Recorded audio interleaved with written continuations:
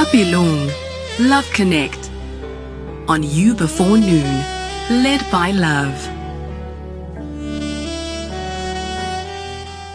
So on the line, I'm joined by Moshitadi Lehlomela, who is an author as well as a mother wound recovery coach. Good morning and welcome to YOUFM. How are you doing? Good morning. I'm doing great. Thank you for having me. Thank you so much for taking the time to chat with us. It's about time. Hey, we tried at some point and then we struggled to find you. Finally, you are here so that we can have this chat. Listen, I'm more interested, right? Before we get into the book, I know, which is a wonderful book, by the way. Before we get into that book, I want us to talk about the title, A Mother Wound Recovery Coach. What exactly do you do? So basically what I do is help people understand or make sense of their relationships with their moms and how that relationship affects them and the tools that they can now use to reparent themselves or to heal from the trauma that that relationship has caused. And when people are talking about mother wounds, what exactly are they talking about? Well, the mother wound is a bit more layered. So we have the personal mother wound, which is what most people usually talk about. It's my mother is abusive towards me. My mother verbally abuses me, emotionally abuses me, or my mother neglected me, or my mother abandoned me.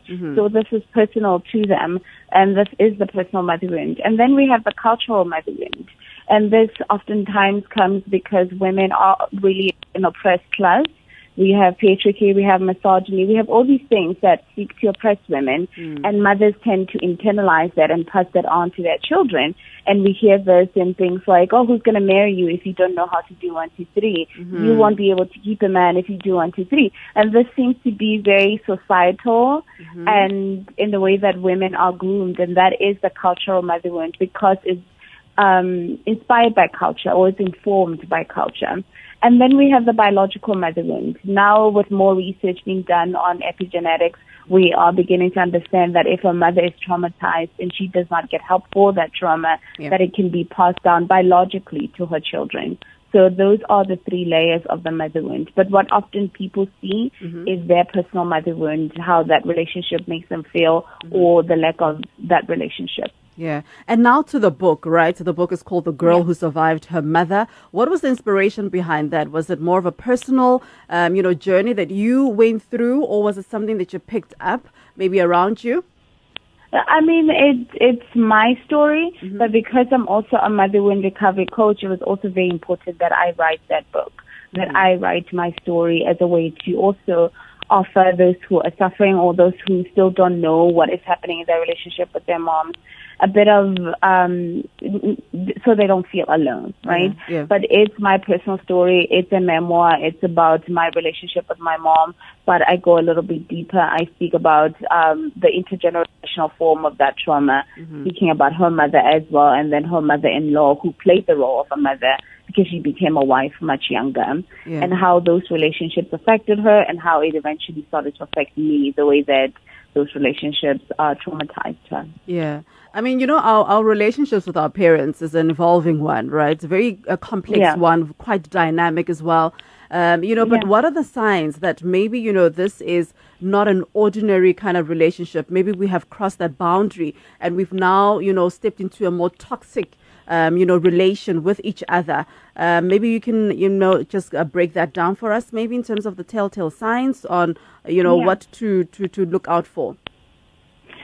Oftentimes it starts all the way in childhood. It's just that because it happens, it's so normalized in our society that the abuse of children and some of the ways that we neglect children, it seems normal. And this is also something that I do to help my clients understand that they could have a mother wound, is asking them a few questions about their relationships with their moms. And I also have a list of what constitutes as abuse, what constitutes as neglect, and what constitutes as abandonment, because we sometimes think, oh, your parent has to be away for them to abandon you. But sometimes you're in the home with the parent and they're just not emotionally available, right? And that is a form of abandonment. So oftentimes it starts in childhood, also because abusers want to break the will of their children much younger, so that when you become an adult, then it's easier to still control you. So they can use the guilt, they can use the shame to control you. But what I realize is, okay, sometimes it starts in childhood and the mom sort of evolves and is becoming a better parent and they want to have a relationship with you, and it just doesn't feel right because it started off in a way that was not healthy. And now we have to now do the work of holding space for the both of you so that you can evolve into a healthy relationship. But sometimes also the mom was abusive and continues to be abusive, but you're only realizing that now as an adult. And it's like, oh, but I'm an adult. I'm supposed to be making certain decisions for myself. Why are you still trying to make those decisions for myself?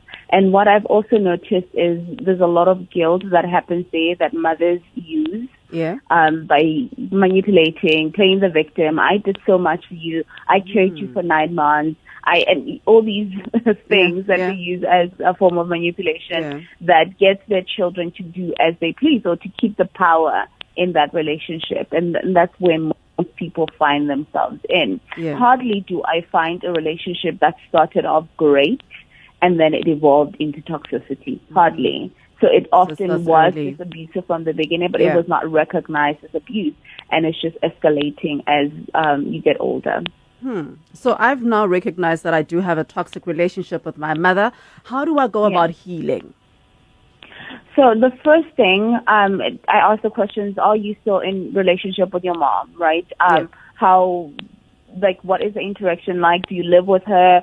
Do you talk more often? Is she still highly abusive and things like that? Because then we have to now talk about self-preservation, right? And this is what it's often very difficult for people to say, hey, you cannot heal in the same place that wounded you. And I know this is your mom, but we now have to take steps towards boundary setting. And boundary setting also means just taking yourself away from the danger zone.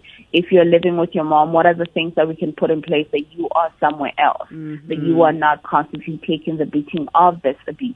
So the first thing is self-preservation. And this could be that moving away. For some people, going no contact because that mom is really, really abusive.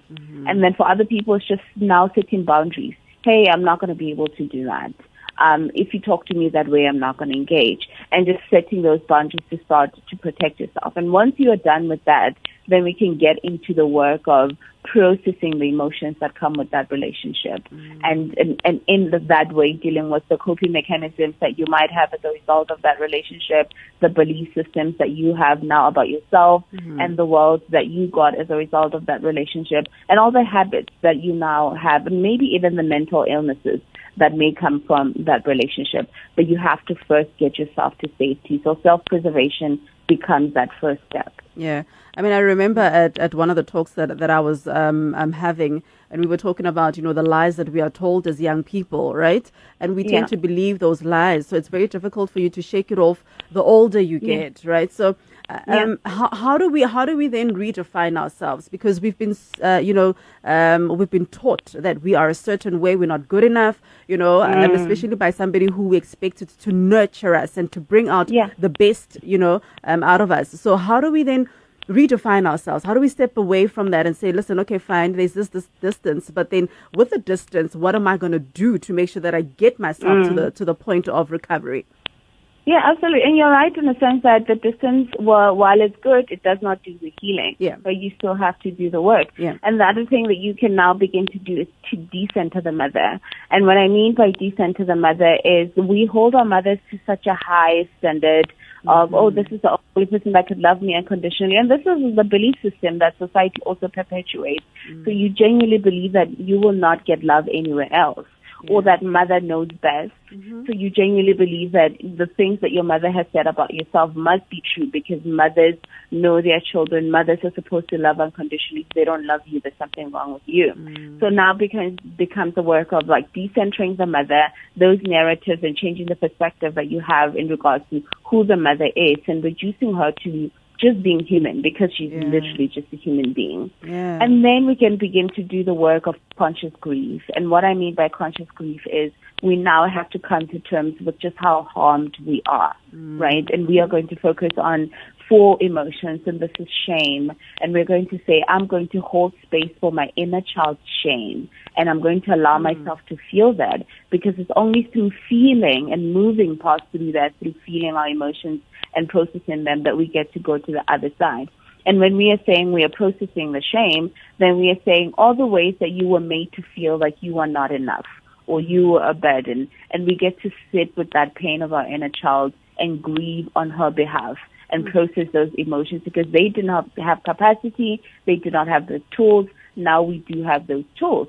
And then we go to guilt.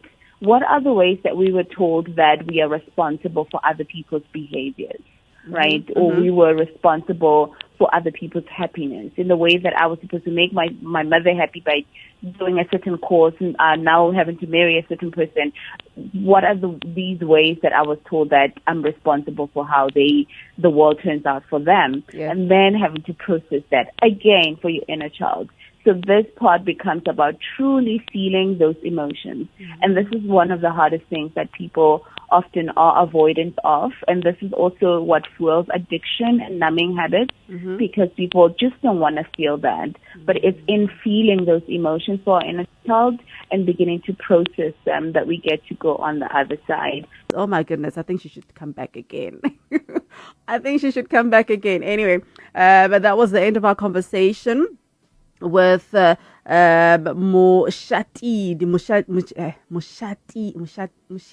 My goodness, I always get it wrong.